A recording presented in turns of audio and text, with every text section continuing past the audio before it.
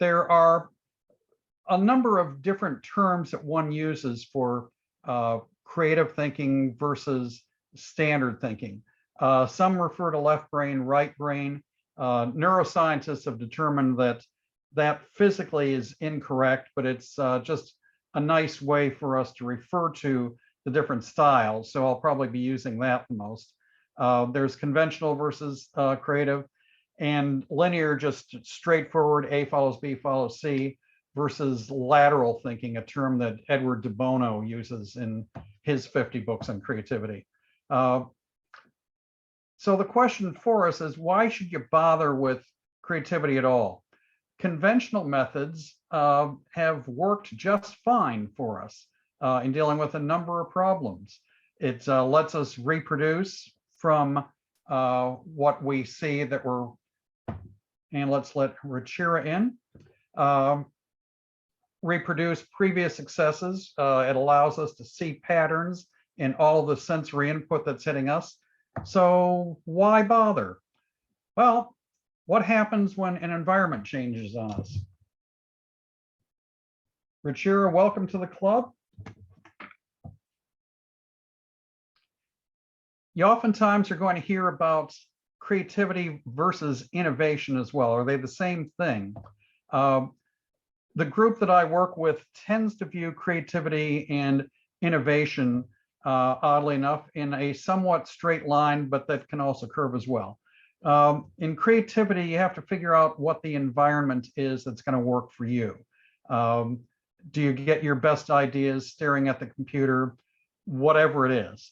You then figure out if you're stuck in a mindset, stuck in a rut, and how you go about generating ideas and how you build upon those ideas, and then how you capture those ideas. So those are key phases of creativity, which we'll be going over. Innovation, which we won't, is picking which of those ideas you want to actually implement. You then have to sell it internally. If you're in a government organization, you have to sell it to your branch chief. You then try out a prototype of it. If that works, you then roll it out and then you evaluate it. And yes, I know there's a typo in it. I stole it from somebody else. So looking at the first phase, just setting up your environment. Where are you most creative? What are you doing? Just shout out. The shower. Okay. Walking. Walking. Walking, okay. In my car at the beach. Excellent. Gardening. Gardening. Terrific. So I've heard running or walking. Some of us are driving, preferably not texting while doing that. Some are just vegging out. Showering. Writers are creative people and certainly clean people. For me, it's polishing silver. In all of these things, what you are doing is something that's repetitive, something that doesn't require a lot of left brain executive thought controlling what you're doing. You're just doing something that's mechanical and rote. And it allows left brain to just walk out of the room for a while, and right brain can come out and play. Does that all make sense? Because you guys have done that. Now, if you're showering, make sure that you've got one of these little pads. You have to make sure that you capture those new ideas. And the reason for that is that you don't have a lot of other associations with that new idea. So it's difficult to remember it. So always write it down or record it on your phone, somehow capture it. Just call your spouse and let them write it down for you. Failure is going to be key in creativity. Guy on the right, Thomas Edison, tried 9,000 different types of filaments before he found the correct one. Was this guy a failure? He didn't believe so. Edison said, look, I have found 9,000 things that I don't have to look into anymore. Fine by me. Michael Jordan, a reasonably good basketball player, said that in 26 games, they handed me the ball to take the final shot to win the game. And I missed 26 times. Was this guy a failure? Yeah, probably not. So look at mindsets and biases that you have. We've said before, it is helpful in just living life. It's found patterns for us. You can have a predicting effort where you know if the red light goes on. Most people are probably going to stop in traffic. We don't have to do a lot of hard thinking during that and imposing relevance on things. So that gives us lore, myths, etc. And it's got an empirical history to back it.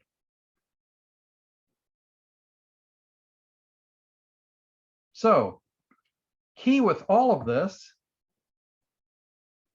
is our hidden assumptions, which are very difficult for us to spot. They give us oftentimes rigid definitions, and they're self-imposed. For example, in math, we have one right answer. Is it possible to have more right answers to things? By the way, are the slides flipping okay for you? Yes. Oh, good. So, simple example, what's half of 8? Just shout it out. 4. 4. Okay, so you're assuming that it's a math problem, right? Now, let's suppose that it's not a math problem. Let's suppose that it's a visual problem.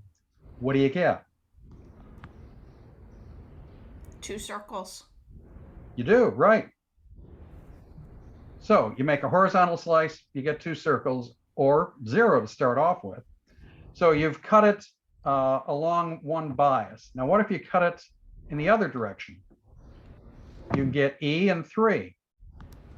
If you flip those, you can get an M and a W. If you slice it diagonally, you can get an S or a 5, depending upon how you slice, or a 2. Or how about if you change the way you look at it and use Roman numerals rather than Arabic numerals? You can get a 2 or an 11 or a 6. Or you rotate the sheet 90 degrees towards you, and you can get effectively a 1. Now, don't help your kid with math tonight. Or rather than make it a visual problem, how about a hearing problem? You can spell it out and you get A or Ch. And is that the only way you can spell 8? Well, we've got its homonym, so you can get that. Or you can try different languages, French, Spanish, Italian.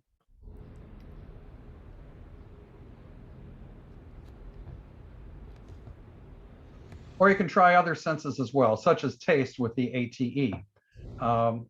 Half of eating is chewing, the other half is swallowing. All by way of saying we've used a lot of different senses in that example, and they give you right answers. By the way, how many senses do we have? 6. 6, okay. And there are some graphics that I found that came up with 8 of them.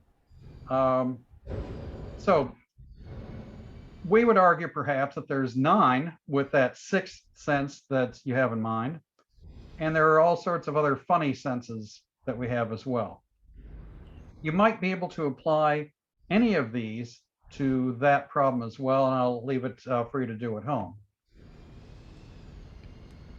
Another assumption that we have is that things are always, have always been like this, such as what QWERTY is. Quick shout out, why do we have QWERTY? Keyboard. Right, and why does the keyboard look like that? Why was it set up like that? Someone decided to set it up like that. Okay, and why did that evildoer do it that way?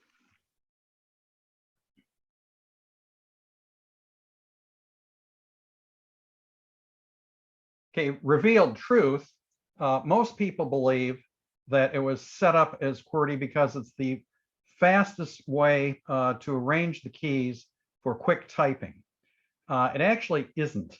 When people were setting up typewriter keyboards, if you remember, it had long sticks with the letter at the end of it, and it would move like this. And I hope you can see me doing this. Can you? So when you were typing really fast, sometimes the keys would jumble together like this. So QWERTY was designed to prevent the fast typists from outspeeding the capabilities of the typewriter keyboard, and created the slowest version you can of a keyboard. There are all sorts of other ways you can arrange a keyboard. Unfortunately, we are now so ingrained with the muscle memory of this that it takes about 3 months of not going near a keyboard before you can do something like a Dvorak keyboard, which could allow you to type at about 200 words a minute. Oh, well. So one thing that we have to be doing in creativity is asking questions. Einstein said, you know, what matters is that I'm asking the right question, not that I'm giving right answers. So think about what your question really ought to be, and we're going to look at how you develop those questions. I'll leave it to you for the next 20 seconds. Come up with what issue you are wrestling with now. Just what should I write about next? How do I get my guy out of the difficulty that he's experiencing? Does my character need a love interest? Whatever it is, just scribble something down and we can kick it around towards the end.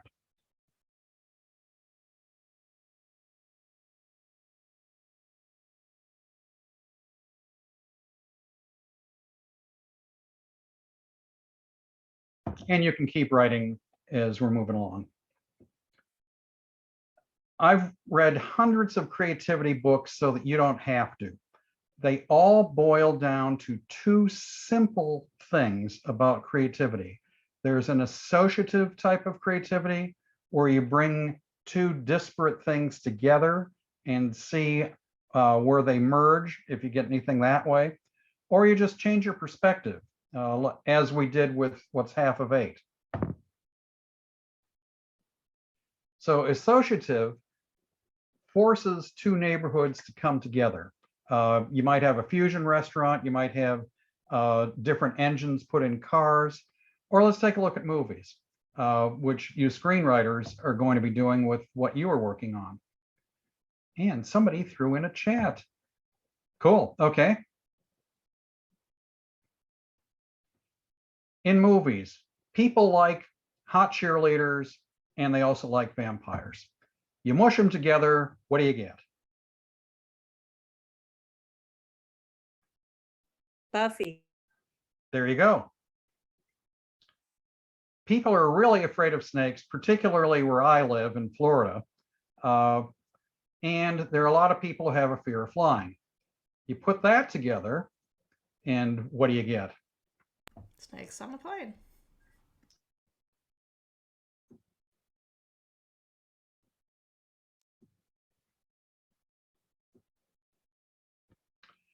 Or people such as one of us are working on time travel.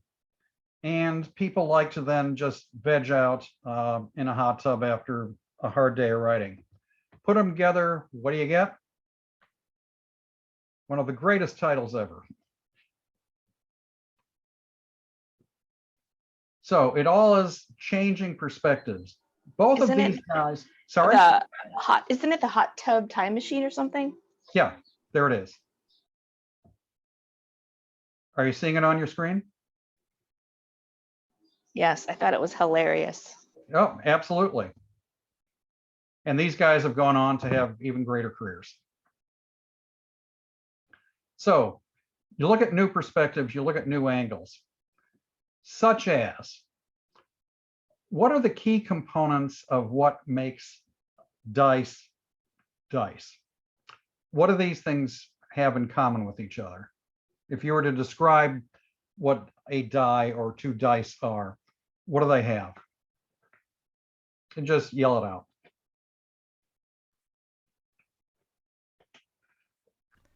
Six They're sides. cute. Yeah, they're cubes. They're six-sided.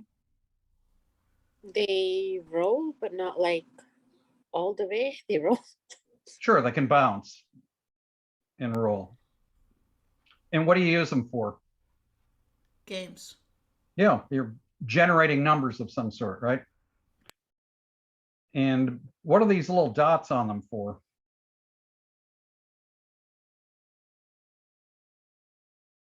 They're numbers, right? And normally you find these things are a white cube and you've got these little black pips, right? So those are standard looking dice. And they have kind of curved edges to them as well. Let's see what happens if you change an aspect of them. These are different color. Are they still dice? Yes. I'm hoping you'll say yes Yes. on this. Okay. How about if you get rid of the pips and you have numbers instead of the pips? Still dice? Yes. Yes. Oh, good. How about you change the number of sides? There's only one conventional die in this, the one that's in the center with the 4 and the 5. Are those still dice? If they'll roll. They will. And I've got one physical one that has 100 sides. It looks weird, but again, you find them amongst gamers. What do you think? Still dice? Well, we Yeah. call them that, right?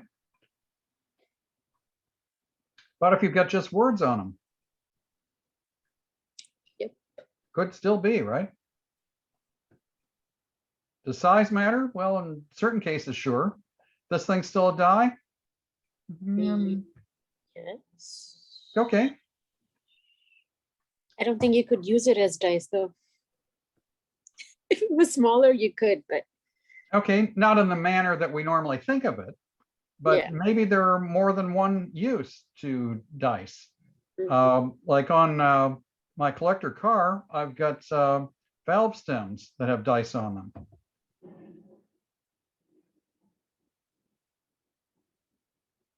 Is this a dice? No. Although that's what he calls himself, Andrew Dice Clay. They have to bounce? Oh. Here's a coin. It generates random outcomes. Is that a die? No. Probably not. So the upshot is you can change the perspective, change one thing about it, and it might still be a die, or it might not. Or you can just dice up lunch. So you're just looking at different perspectives throughout.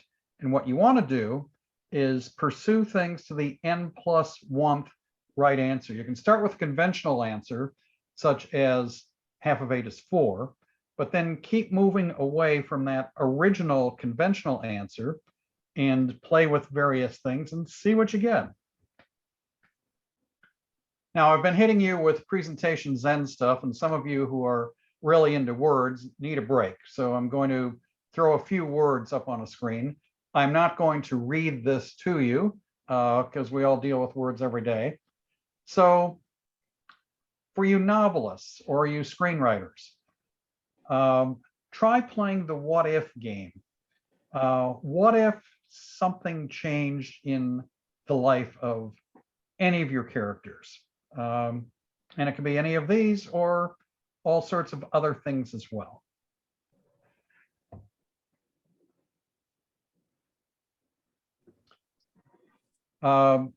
Those of us who work in the government, oftentimes I was writing nonfiction and would have to consider various policy options. So what about these things? You might consider that for what you're writing. Particularly the last one. What if you're wrong? Not just what if the other guy's wrong.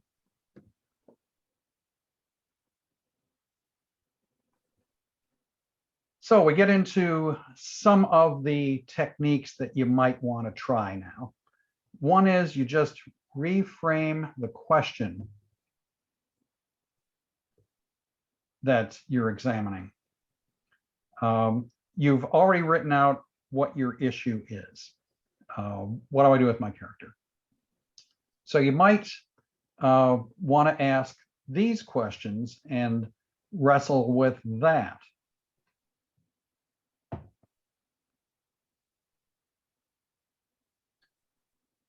And I'm orchestrating a novel now. Maybe you guys know what the term is. I've got 20 authors who are serially writing a chapter apiece. Writer A writes one chapter, hands it to writer B, who writes the second chapter, who hands it to C, who writes the third chapter based upon what the previous two writers have done. Any idea what that's called? Dave Barry did it with Naked Came the Manatee. And there was a group in 1969 who did it with Naked Came the Stranger. Is it called chain writing? If you come up with a term, let me know, because I'm going to have to shop this thing soon. So I'm having these guys reframe the question every time we pass a chapter on to somebody new. Or you can simply rephrase the problem. And there's several techniques that I'll offer you on rephrasing it. You just go to a thesaurus. You find synonyms for the key concepts that are in your problem statement. And you then place those in that problem statement and see if it comes up with a new way of looking at the issue. Or you get a random word from the dictionary and you try to mush that together with your problem statement, much like we talked about with associative creativity, figuring out what's at the verge, and see if you get something from there. Or you grab a book, and I've got a random number generator at the bottom of this that you can use, or you can just make up whatever number you want. You go to a page that has been randomly selected. You then find column 1 or column 2, and then find the 15th word or whatever. And you try to force that as well. Or you can just take a lovely graphic like this and grab one of the words and see what you get.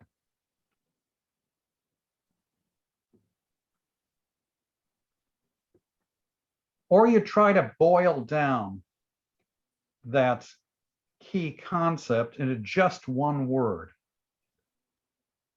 And it can be next, or it can be danger, or whatever.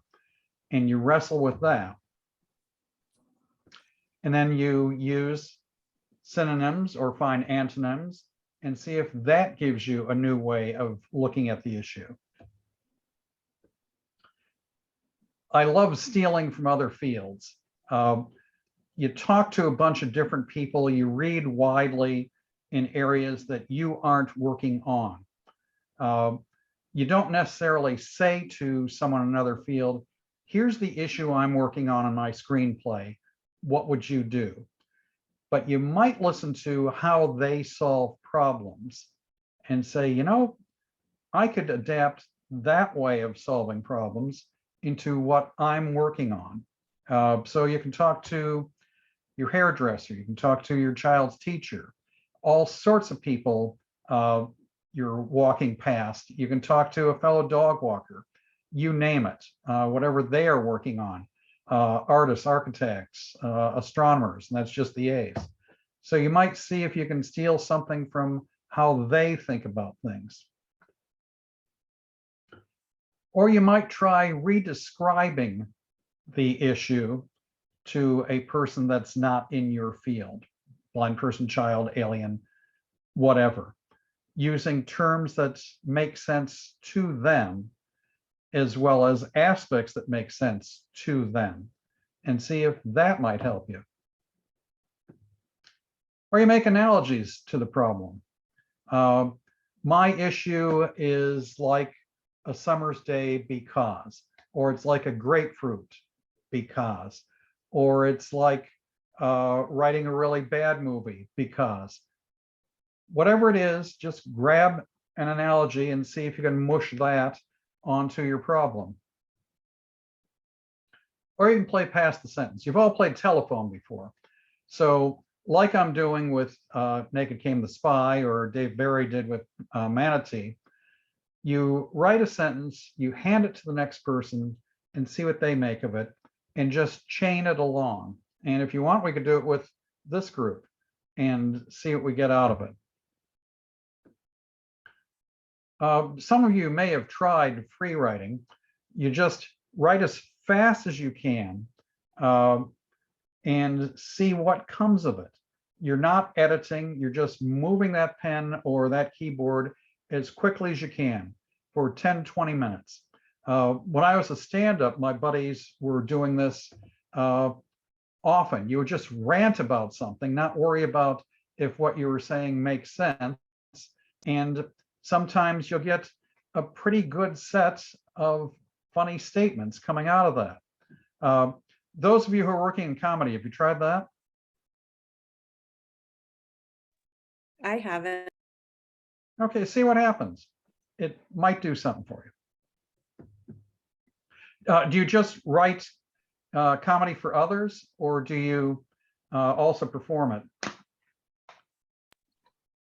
I do not perform it, except like being funny casually. Okay. Give it a shot, see what happens. You're writing for an individual comic? No, it's like a group, and they put their act or up there, and then you punch it up and they purchase the lines that they like. Oh, fair enough. Okay. So you're essentially writing sketch comedy. Is that true? Yeah. Or no, sets. When they do their set, they'll turn that in, and then I will punch it up. And if they Okay. like the lines, they'll buy them. Okay. So what you're essentially doing is placing yourself in the mindset of a character or a set of characters, right? Correct. So engage in a rant as that character who is in that situation and see what happens. That might get you new ideas. If nothing else, it gives you some exercise as well. So those are a number of the techniques that you can use with essentially just words. But there are others of you who are visual learners who might want to use second dimension techniques. And we'll go over a few of those. The first one's art. You look at a piece of art, and it can be anywhere. It can be in your office. You can just type in images in Google and marvel at what's there. And you write down a few adjectives about how that's hitting you, either how it makes you feel, what's it look like, whatever it is. And then you take those adjectives and you see if any of those can fit into your problem statement. Don't just go for the easy solution.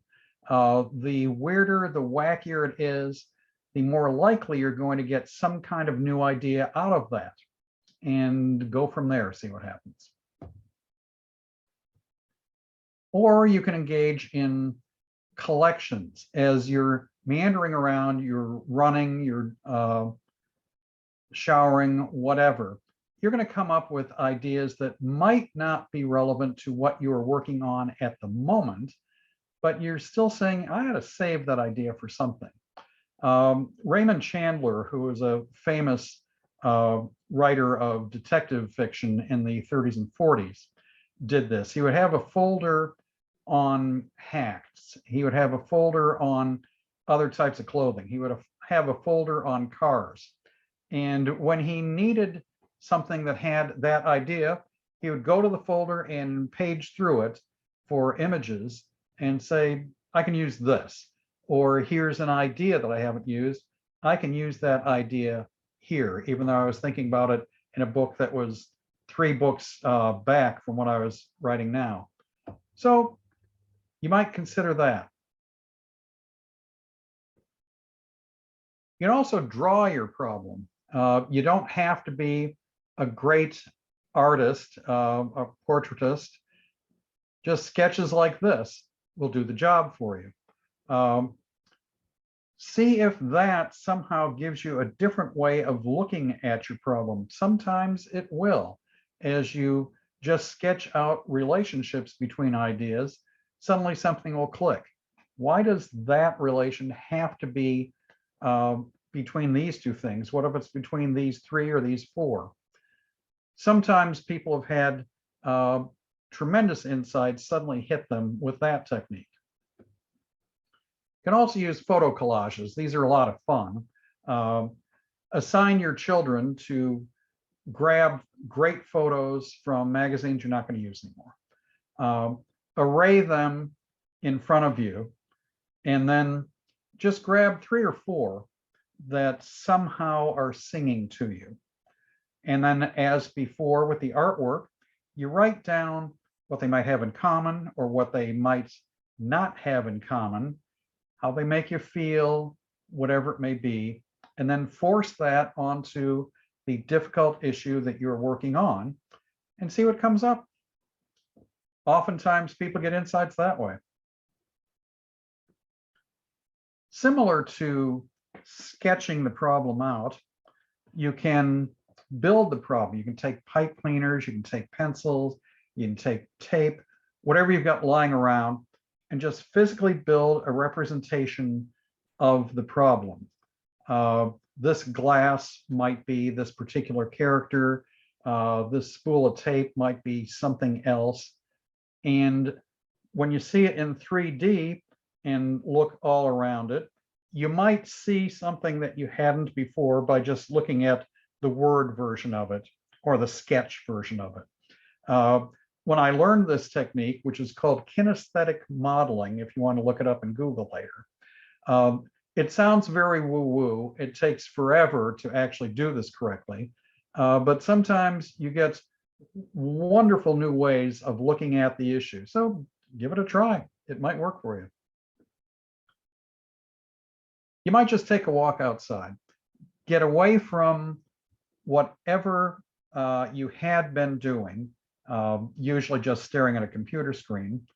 And again, let right brain take over, or just look around and see how it's making you feel, or just wool gather, daydream, go bowling, whatever it is, to again get out of that environment that you've been in, where you're seeing the same thing all the time because you're not rearranging your furniture in your office all the time, and see if this technique helps as well. We've talked before about this technique.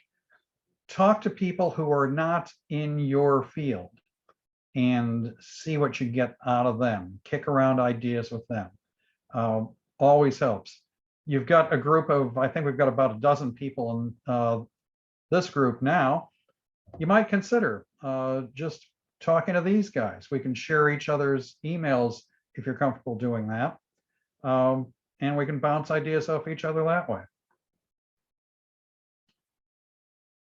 So keep this in mind at all times. And that's what I got for you. I was told do 45 minutes, so that was 45. So for the rest, we get to chat with each other. So what issue are you wrestling with? Anyone jump out?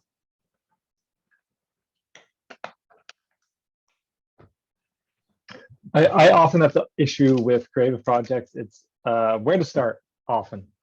Like I would have images of scenes that pop in my head, like islands, and oh, this would be fun. Oh, this would be fun. Oh, but this would be fun. And then having a hard time connecting them, if that makes any sense.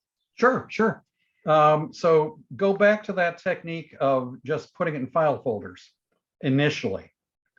And then take the file folders and put each of them together one at a time, two at a time, and see what you get from there.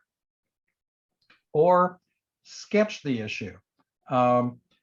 Take each of the thoughts in those folders. Here's a lovely scene of an island. Here's a guy driving, whatever. Put those together and see if that gives you something. Or create a character Bible. Do you guys use character Bibles? Yep. Absolutely. Okay. Some haven't seen the technique before.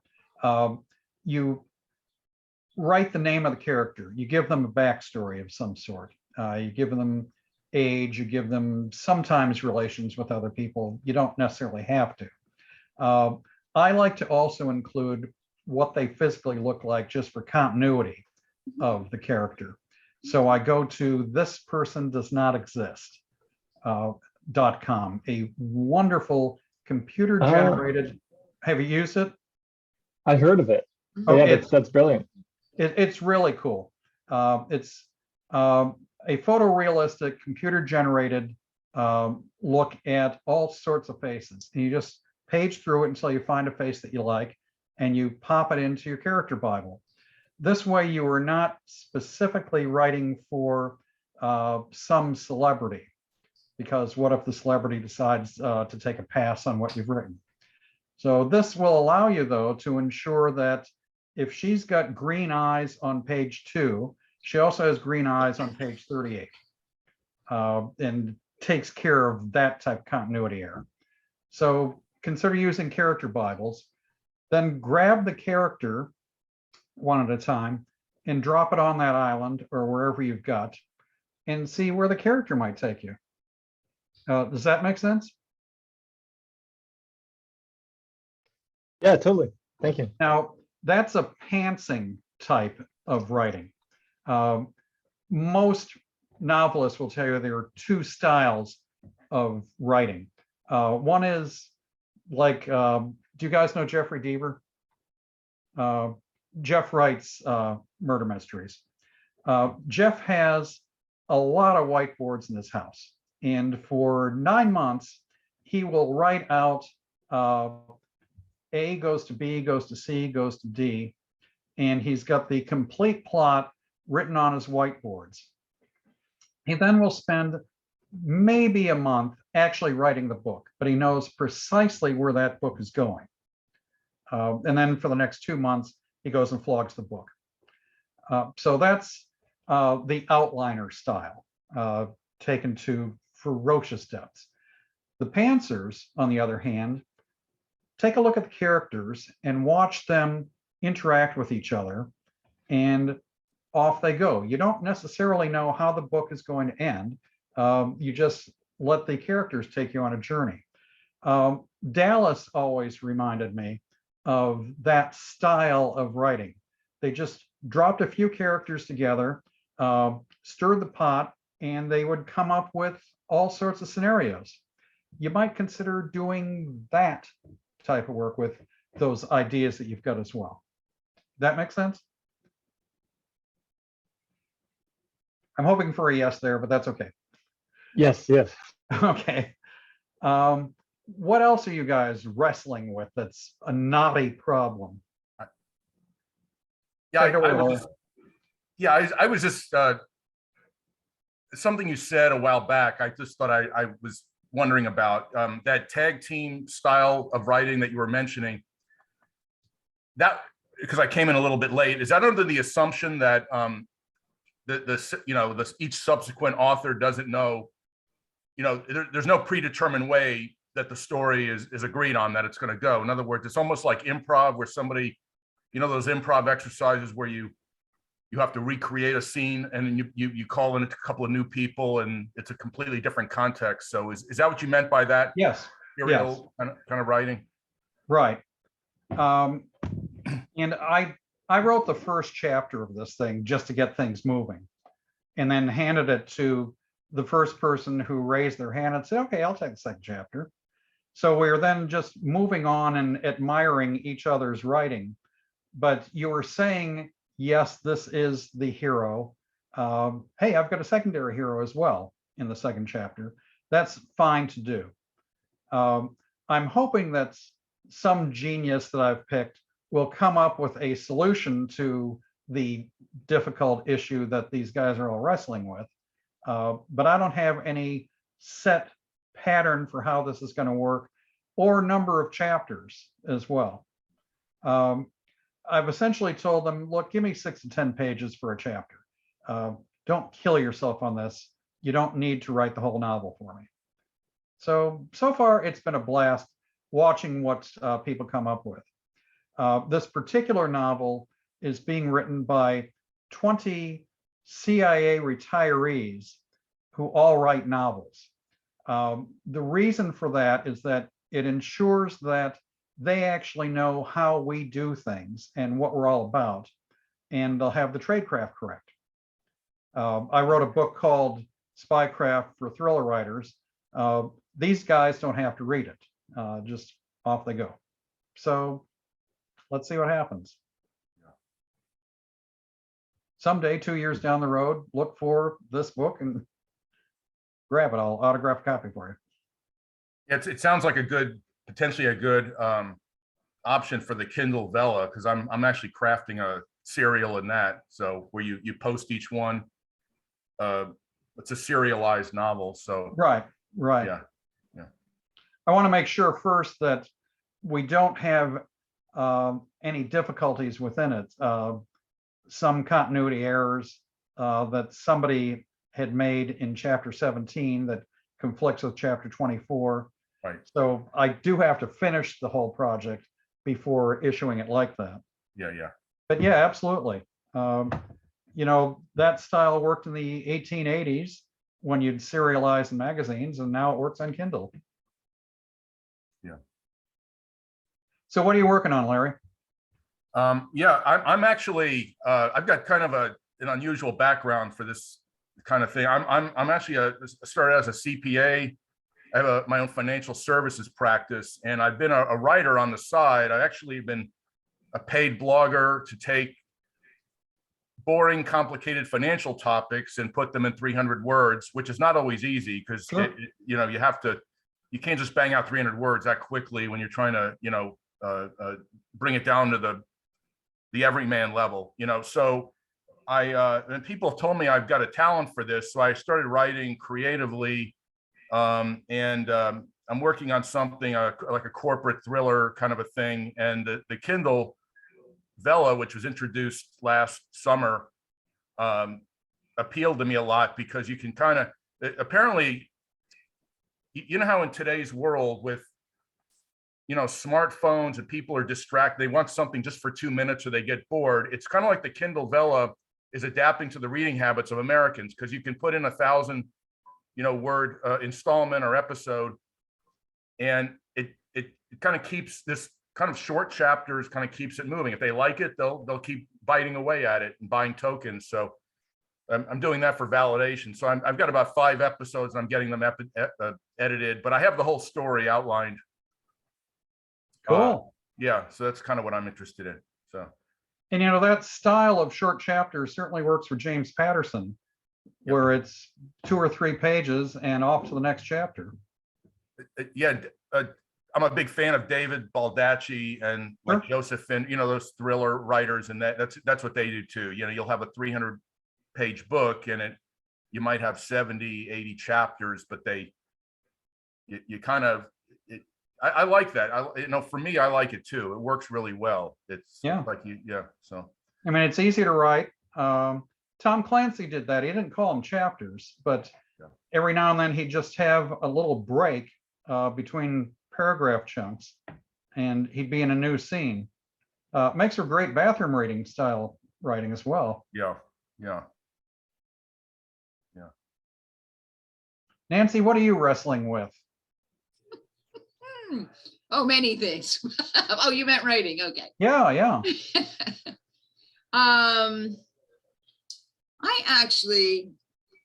am still working on Gone in a Flash, which is the 3rd in the Point and Shoot mystery series.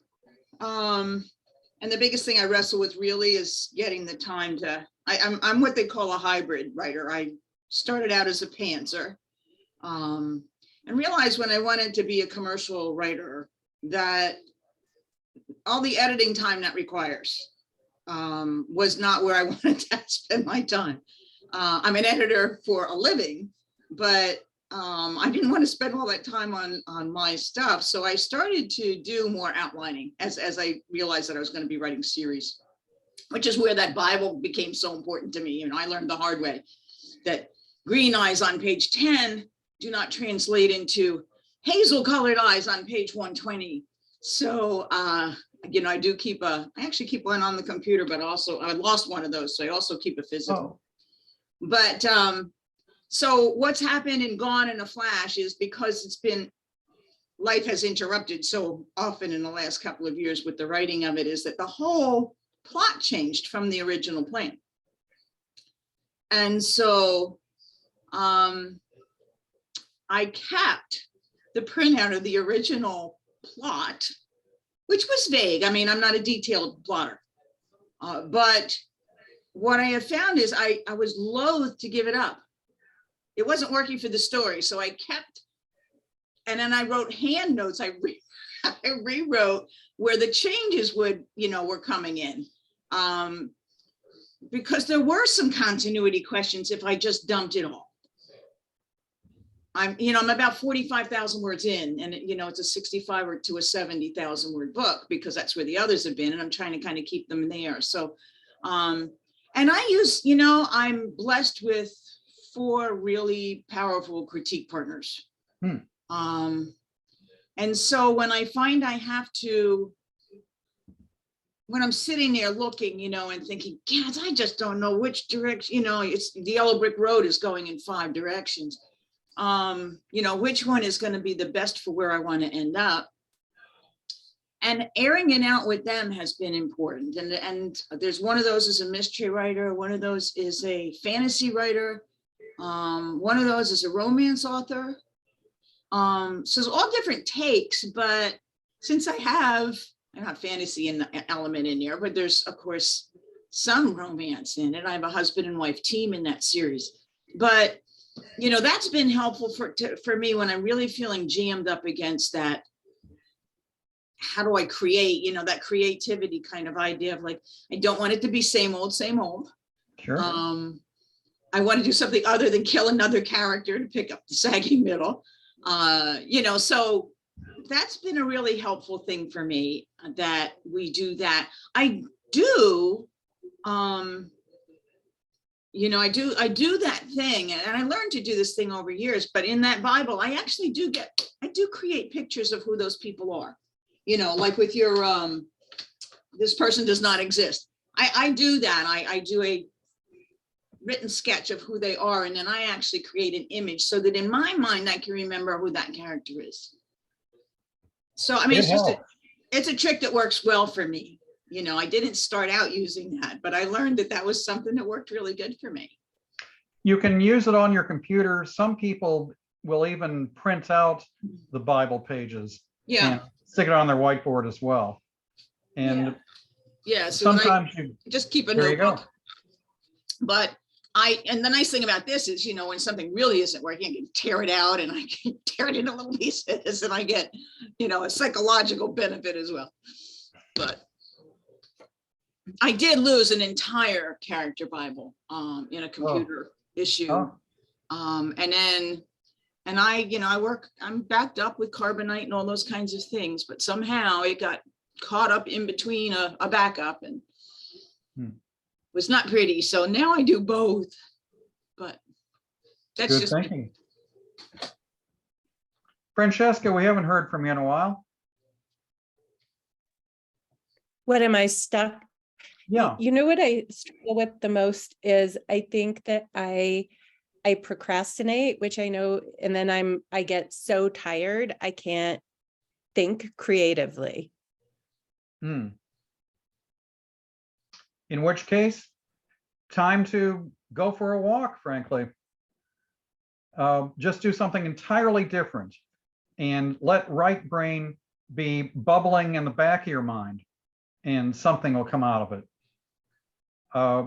Trying to do it by brute force for most of us probably is not going to work. But just go biking, go showering. What was your answer to where you get your most creative thoughts? It's in the shower and in the car. And then when those, it or the dialogue hits, it's like you can't get to paper or a computer fast. Sure. So always have your phone with you and record it. I always have little pads of paper with me wherever I go, and a pen, because again, those thoughts are going to run off. For you, since you like showering and you like driving, you might just wash your car, mold those two together and see what happens. I don't know that I'd shower in your car, but so be it. I leave the windows open like my husband does and Oh, combine man. it. Okay. CYC, what are you wrestling with? Oh, we had a chat earlier. I mean, nothing. I'm just learning, and again, I work for the government in Southern California, and I do have some random creative moments. I play the piano. I love Cool. stories about relationships, and I'm a product of I'm a Gen Xer. And I think that kind of era really inspires me, like those stories of relationships, because there's a Cool. lot of, in my opinion, not so great content right now. Okay. Yeah, and like this whole Top Gun remix, I mean, I can't believe it's doing so well. I haven't seen it yet, but I mean, it's been 30 years since the first one came out. So It has. yeah, I mean, but again, it's about relationships and something. I mean, I don't know the story, but that's what I heard. Okay. So again, what you might do when you have those creative things hit you, write them down, put them in a folder. Someday, a year from now, dig through the folder, and you might say, those are good ideas. I might steal from those. I forget if it was Plato or Socrates, but one of the great Greek thinkers said, take whatever you have written and put it away for 10 years, and then come back to it with a new set of experiences and see if it still holds up. Now, since those of us who are doing work for pay probably can't do that, but put it away for a couple of days and come back to it and see what might work for you. Certainly, Francesca, you were wrestling with, God, I'm just dead at the moment. Just let it sit for a while, see what happens. I do have another question, because I've been trying to understand this craft of screenwriting, because I'm without the screenwriters and writers, there's no content, like there's no characters or no, I'm learning about this whole industry, coming from this government area. And if you do have something like you think is worthwhile for someone to read, like what is the next step of that after that? What is the word? Is it there's an industry word, like you present it to somebody? You pitch it. Okay. And do we have any screenwriters left in the room? Hearing none at the moment. There are plenty of sessions in the next couple of days at this expo on screenwriting per se. If you go to a local library or just Google it, there are books on how to get into the screenwriting business. It is difficult to get people to read your stuff, but keep at it. I was just going to chime in. I have a client or two that develop their own screenwriters who develop their own project, and just sort of answer that question. If you're going to produce it yourself, you can obviously raise money and do like a low budget movie if you're, if you have access to all kinds of skills to do that. But other than that, to answer your question, that the general protocol appears to be to work with a literary agent that does film and TV representation, because Amazon and Netflix don't work directly with the individual writer unless it's like some huge name or something, from what I understand. So anyway. Thank For you what for it's that. worth, when I was at CIA, we had a lot of screenwriters, a lot of stars come in just to see who they were going to be portraying. One thing that struck me, every one of the stars has their own production company. Every one of them. They might not have done anything with it, but sometimes they will. It can't hurt to find their agent as well, which you can find on IMDb, and just send over the transom in a cold call. Hey, here's something that you might like for your house, as opposed to I wrote something for Captain Picard if you're writing for Patrick Stewart. You might try that. But as Larry said, it's helpful to have an agent who specializes in movies and screenplays specifically. Their market is very different from pitching books. So give that a shot. Thank you. Rachira, we haven't heard from you. What are you wrestling with? Plot. I'm a pantser, so I think my plots are, generally speaking, usually sometimes I have no idea what I'm gonna do. Sometimes, like right now I'm stuck at a scene and I'm kind of tempted to skip past this part and go on to the next part, which I have some kind of idea about. I just don't know how I'm gonna get there, and I'm wondering if it's even necessary. And I think it probably is. I just don't know what it should be or how to do it. Okay, so if you're stuck on chapter 17, but you have an idea of what chapter 18 ought to look like, write chapter 18.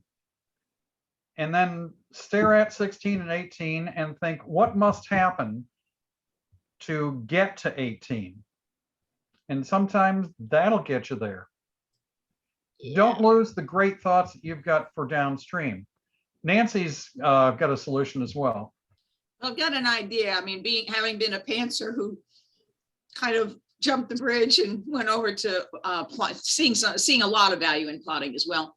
What I have found a lot of times, Rachira, is that what Ed just said is the perfect way to do that, because when you see what's in 16 and you read it and it feels right, and you have written the scene in 18, you may find out that 18 is really 17. Oh. You may find that what you are beating yourself up about being missing isn't missing at all. It might be a line or two or paragraph you might need in 16, which is a transition, but is not necessarily missing. But the longer you sit there beating yourself up about staying there, the harder it gets to go on to 18. So I used to just make a place marker. And for me, it was the chapter name, right? This is chapter 17, we'll say. And then I just put asterisks in there. My clue for me was 5 asterisks. And then I went on so that I didn't get hung up for too long. Okay. All right. That's probably the best idea. Dan, we haven't heard from you. What are you wrestling with?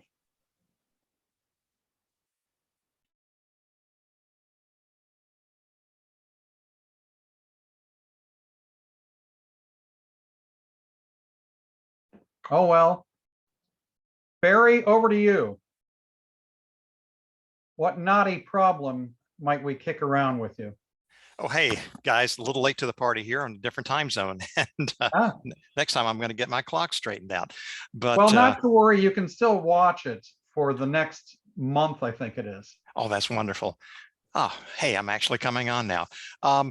It's very interesting. You were talking about the earlier areas of getting stuck on something. And I've also been in that situation before. And what I find is that my habit is, as long as I keep moving, I'm good. And the idea is, rather than sitting there, just keep writing and writing and writing. And, when I'm on the 5th and 6th draft, then I may realize that it, like you said earlier, it wasn't needed, or secondly, oh, this is much better.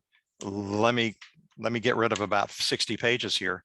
And I just find that I have a tendency of, if I just work faster and don't dwell on it, it helps me a lot more. And so that's, I think that's the biggest issue that I found when I was a lot younger. I would dwell and dwell and dwell on something, and then as I got older and still had some of my gray cells left, it just made more sense to keep writing and keep going without dwelling on it. So I agree with you all 100% on that. I just feel like at least I'm being productive. And again, it's unfortunately, there's a lot of us that have other jobs to do, but as we find the time to do so, when we find that extra few hours during the day, at least I feel like I'm productive. And if it's something that I have to go back 2 or 3 days, I might realize that, wow, that didn't make any sense. So, but I like the idea of at least of continuing on. And so, and yes, as you all mentioned earlier, you might realize that chapter 17 was not really needed after all. That 20-minute free writing technique might be working for you. You know what? I learned that a long time ago as a college professor. Had an English professor teach me that. So who would have guessed? And that made the absolute most sense ever. And that's, you're right. That's real. That really comes from is that free writing association. And it's the idea that there's no bad ideas, but let's start putting pen to paper and seeing what can happen. And that made more sense to me, and that helped me out 10 years ago when I was taught that. And it helped me professionally as well, but also from a fictional standpoint. I find that it helps you become quite creative. And I tell you, I don't know if there's a secret to being creative, but it certainly is one of the best methods I have seen. Cool. So thank you for mentioning that. So that's exactly what it was. RLN, how about you? What are you wrestling with?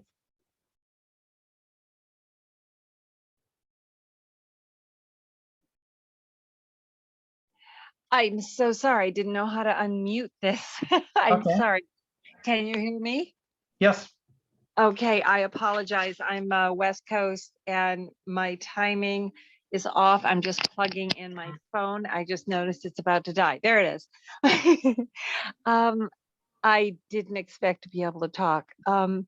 Well, I will tell you that during the pandemic, I don't know, I woke up in the middle of the night and I realized I'd been thinking about this as a film script, and I started writing it. And I spent over the course of the year writing it. I took 2 weeks here, 1 week there, 1 week there, and I knew writing because in college writing was my minor. Writing, I took all kinds of short story courses, etc., poetry, etc. And I've always been a good writer for business and I guess for other things, but I never thought that I could do this. And I think I went after it like a total naive person because I put it, like, I did an outline. I mean, it was just in my mind. I could just see this thing as a movie. So I did an outline and I wrote it, and I thought, I don't know if I'm writing a book. I didn't do any research. I just wanted to write the creativity of it that I felt, Ed, and then so I put it into Word. I literally I didn't even know if there was any formatting. Oh, that was, by the way, that was after I had written it all on paper. So like, I loved what you said about anytime something popped in my head, I jotted it on a little scrap of paper and then added to, then I wrote it. Like I would take that scrap over to whenever I was starting to write parts of it, a scene, or because I had the scenes laid out, because I had the outline laid out exactly where I was going with it. I knew what I was writing from beginning to end. And I don't even know if people do it this way. That's why I thought,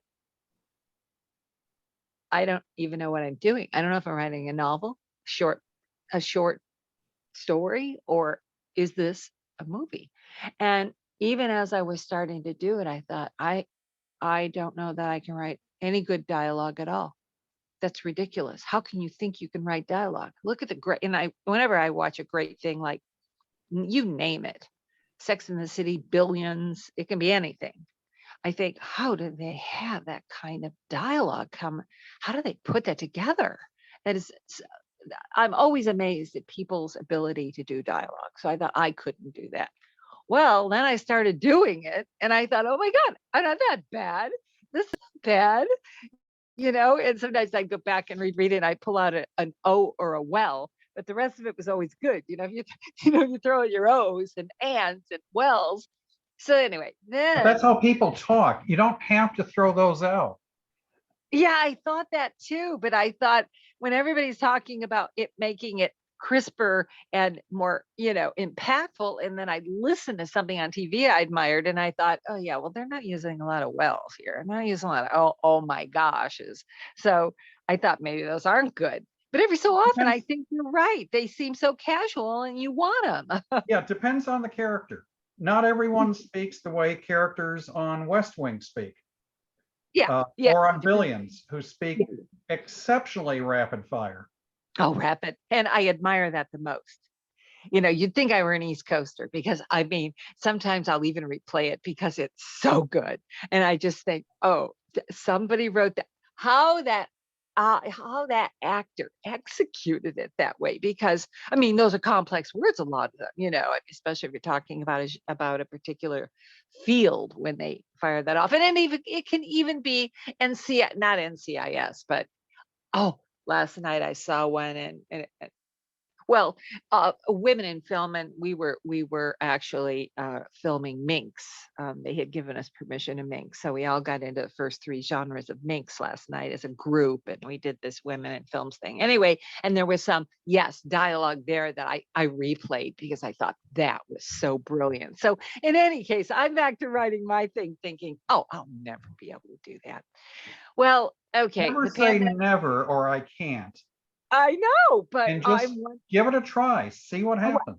I'm so glad you said that. I am one of those that does that. And then I go ahead and prove myself wrong. Now, I don't know if I've proved myself successful, but I love to prove myself wrong, because I will do that to myself. So anyway, I wrote it the first year and then thought, well, I haven't even tried to edit this. So as we rolled into this year, I forced myself to start.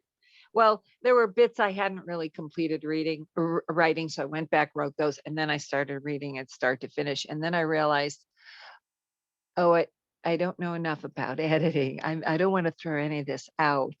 And the one thing in particular I wanted to ask you was that, and I don't even know if this is the way it's done, but I thought, well, since in a screenplay, it's so image oriented, don't you need to have a little paragraph of intro on each character? So I wrote a paragraph intro, but it's in the film script. And so then I'm ready to put it into some software.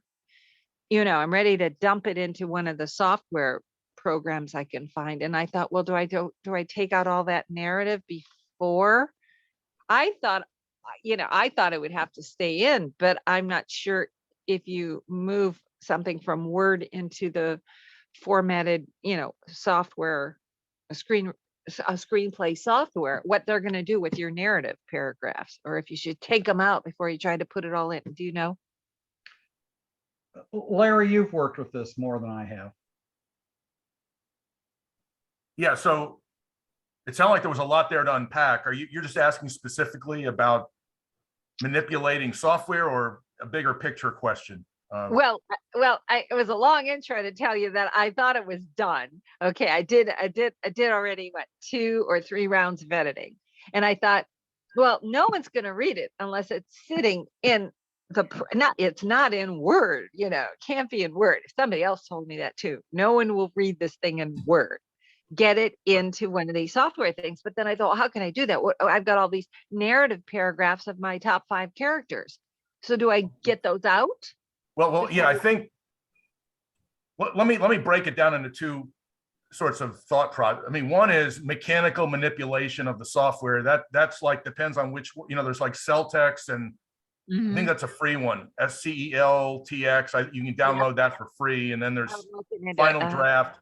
But okay, but putting that aside, and there are people in this 3-day conference that are there's all kinds of sessions that probably can address this, but you're also talking about. Looked and I didn't see anything on that. So I thought, luckily, maybe in the creative, you would talk about it, but go ahead. Sorry. Yeah. So I was saying the other part of this is you're asking a question about when you write, like what I'm doing, for example, writing a Kindle Vella story that maybe at some point I could pitch for TV or other form of media, but how would that be converted into a screenplay format? And the answer to that question is somewhat complicated. You're not, in a screenplay is difficult because in a novel or a short story, you have the luxury of doing all the things you describing what the character looks like and what their backstory is. In the screenplay, when a character comes on the screen, you have a few notes you put in there, or there's a few. No, I realize that. I wrote down the character description. I mean, that description for myself in a way, but also because I thought they'd want that, but I don't know if you put it in as a separate supplement, you know what I mean? That's what I'm trying to figure out. I don't know what a full screenplay script looks like. It would. The other stuff you're talking about, like, it's like what I believe we were referring to earlier as a Bible, like where it'll have sort of the reference book, if you will, that says this is the backstory of this character, and it might even have a picture and all that stuff. And then the screenplay would not have any of that. It would be approximately 120 pages. It would be in a very, very specific format. In fact, I just met with a colleague of mine who's trying to pitch something now. So I just read he had a fully edited screenplay. We're trying to get financing for it and product placement. So it's a full blown, exactly how it should be. In other words, when I read it, as the testament to how good it is, it's like, can I see this in my mind, this story? Can I understand who the character is and what he or she is like and all that? But to answer your question, that other stuff would not be in the screenplay. Well, see, wouldn't that for the reader, wouldn't that need to be there? Wouldn't they want that? It's like, I don't want to just throw that out. I wrote it for myself before, paragraphs of dialogue of each character, not knowing if I would convert this to a book, but it seems, it just seems like this is a film script anyway, but I still have these paragraphs, and I think, well, certainly I'm going to have to include them in some way, aren't I? No? Yeah. Yeah. Your thing is you're kind of like talking about step 3, 4, and 5 before even, if you're interested in pitching something, you don't provide the Bible and the 120 pages. First, you have to develop, it gets a party to develop interest in it, which might be a summary or a pitch session. The summary. You're sort of like way advanced beyond where I'm discussing is like, my colleague has a fully edited 120-page screenplay that's been reviewed a number of times. He actually, I think, was a finalist for a Nichols, one of those, Nichols awards. So he's got a little bit of a writing resume there. And we're the parties we pitch to, we're not going to sit and read 120-page screen. It doesn't really work like that. We first develop interest in the idea, and there might be summaries and pitch sessions.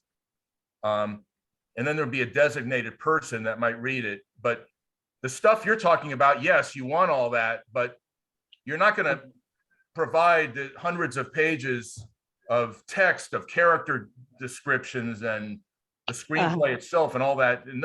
You're not going to do that in a pitch session. If Uh-huh, I'm making myself clear, yeah. Yeah, but I mean, in reading it, you wouldn't even have it included. You would just have your screenplay from A to Z. I mean, how, be opening to end. You wouldn't have you wouldn't even have your summary. Someone said you've got to include a summary of acts and or not scenes, excuse me. I don't know why I said acts, scenes. And then I thought, well, okay, maybe my character intros. I mean, I even writing them down, I just wrote them as the character name and then intros and then this body of, a description of their background. So again, I was stumped because I thought, okay, you're ready to put it into the software, but what do you do with these character descriptions? Do you just get them out before you attempt to do that? I guess so. Yeah, well, it would, you would, in a screenplay format, you don't have pages and pages of that stuff wouldn't be in there. It would be something maybe when a character walks onto a scene and he hasn't been introduced to the audience, it's the first time, there would be a few directional things before the dialogue starts, but you wouldn't have all those pages. The objective is to get that backstory into the story of the screenplay. I know that. And I've really attempted to do that because if that became very clear to me that I could just throw a couple lines and it'll refer to what's going, with who they are, how they got here, blah, blah. No, I got that. No, I just want it's only about a paragraph. So I thought, well, maybe screenplays do leave that in there because it isn't like it's a page. I mean, no. Yeah, just keep in mind something when you're talking to me. My background, I don't want to sound like I don't have an English degree. I'm an accountant, a CPA who has some knowledge in the pitching so I don't want you to, I'd like you to go to more of these sessions and hear from experts because my background is more like I'm working with this person to try and pitch and show how, for example, the product this happens to have a golf theme in it, for example, how we can use product placement to generate revenue. And we have a couple of ins to a couple of executives, and we're trying to show how the story might do comparables. So when you talk to me, just keep in mind, I'm not like an expert in the actual construction of the screen. I happen to know something from reading some of them, but don't take everything I say as though, I come from only one angle of this whole thing. So, RL, what you might consider doing is you're going to looking tell me and consider hiring somebody to do it. Well, RL, consider what the function of every word that you write is. Does this belong in a screenplay? Or does this belong in a novel or a novella? You often will find people who write a novelization of a movie, and they can have all of that other background material in a prologue, let's say. What you were writing for a screenplay is telling the director, this is essentially what this character is about, move them this way. You open the door, character walks in, says this, moves on. That's what a screenplay does. It's a shot by shot description of what's happening. The novel can tell you all sorts of this background material. So do not throw it out entirely. Put it in a folder that's called Character Bible. You can ultimately share that Character Bible perhaps with the casting director. You're looking for someone who looks like this, who thinks like this. That's where that might belong. So the part of the description, because yes, as I go to look at software, they give you a little snippet of what one looks like. So they put the character, they put maybe one, maybe two lines of description of the character. Are they mostly looking for a physical description right in that? I guess that's all they want, right? Doesn't have to be. It depends upon the needs of the story. Okay. They probably, when they were writing Game of Thrones, weren't thinking about Peter Dinklage as the guy who would play this particular character. But when he auditioned for it, they said, well, this works. Uh-huh. So then, well, so if you start a new character in your screenplay, all you're actually referencing is where they are, what they might be doing, what they're holding, yeah, Right. before the dialogue. Okay. Right. Well, okay. I did start to do that. I took all of my intros out and stuck them in their own word format over there, so they're separate from it. And I thought, I suppose that's the way it's going to be. And if I haven't written it clearly enough as to these characters, and then I thought, no, that's not right. You've got to pull things out of those descriptions and put them in to that initial line, that first, wherever they start to speak. I mean, You heard show, don't tell, right? Heard it? So do that. Have the character show those particular actions, those particular personality attributes, characteristics, you mean? Right, Mm-hmm. right. Mm-hmm. Okay. Have them demonstrate that in their actions and their dialogues. Okay. Yeah, I can do that. Because I also had to take out parentheticals where I refer to the type of tone of their voice, and because people said you'll insult an actor, you don't want to leave those in. So I thought that helped me not have to describe them. See? So I took out a parenthetical that might be sarcastic. Well, you can throw that in on the left of the column because actors need you to assist with how they should sound. I do a lot of acting locally. Because someone told me that any actor who reads a bunch of parentheticals is going to be insulted. Now, they are not portraying themselves, they're portraying a character, and they have to know what you had in mind as the character. You don't stick that in the dialogue per se, but you can stick it on the left-hand column rather than the right-hand column. Oh no, I put it in the dialogue and next to their name before they speak to refer to, okay, respond this way with. Okay, you can do that, certainly. Disgust, or something, but you're saying that is okay. You're saying. Sure. Again, okay. the actors are looking for direction. Well, I thought that too. But then I thought, okay, I was just watching something with Clooney. I thought, yeah, I mean, that guy could read anything and know exactly what was required. So maybe you are thinking this wrong. See, that's where my naivete is getting me right now. And then I thought to myself, all right, you've got to hire a real screenplay writer and let him move this. I've written it, let him rewrite it. Maybe that's my solution. Is that a good idea? Certainly collaborating may well work for you.